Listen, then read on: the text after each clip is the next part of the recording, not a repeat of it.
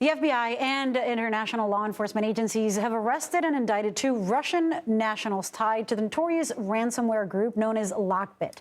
Their arrests in conjunction with a U.S. and UK-led operation to strike and take down one of the most notorious cybercrime gangs known at the moment.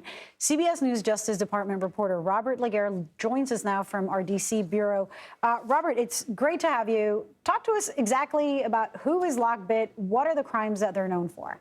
Hey, yeah, thanks for having me. So LockBit is a ransomware services provider, and so they operate through an affiliate network and basically dispatch their ransomware across the world, targeting multiple service industries and other necessary infrastructure across the world, and basically hold those systems hostage. And so just to refresh what ransomware is, it's basically malicious software that is sent to computer systems. A user can open it thinking it's a phishing email, thinking it's an innocent site, but really what it does is it takes hold of the computer system on which that user operates and then holds it hostage until the operators can pay ransom and release it. And so this is a pretty pernicious and sophisticated scheme. LockBit is one of the most frequent perpetrators of these criminal enterprises. And so today, as we mentioned, the FBI and our UK partners and the US's UK partners took it down. That's important developments there. We hear about cyber attacks all the time, though.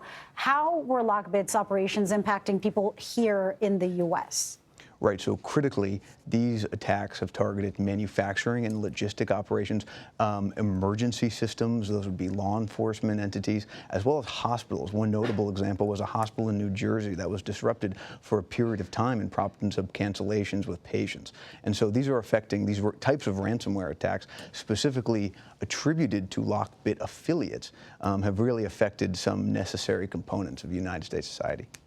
So what does this all mean for the victims of LockBit's attacks? Is there something coming to them, some kind of consequence?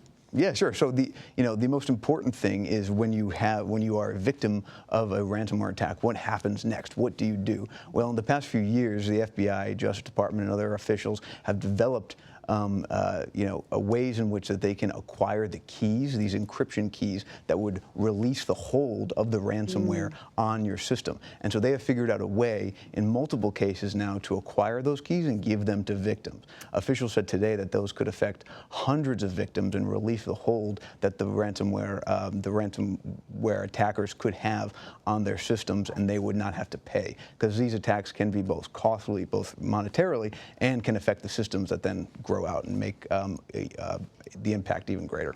All right, I'm sure that's good news for a lot of people. Robert Legare, thank you so much. Thank you very much.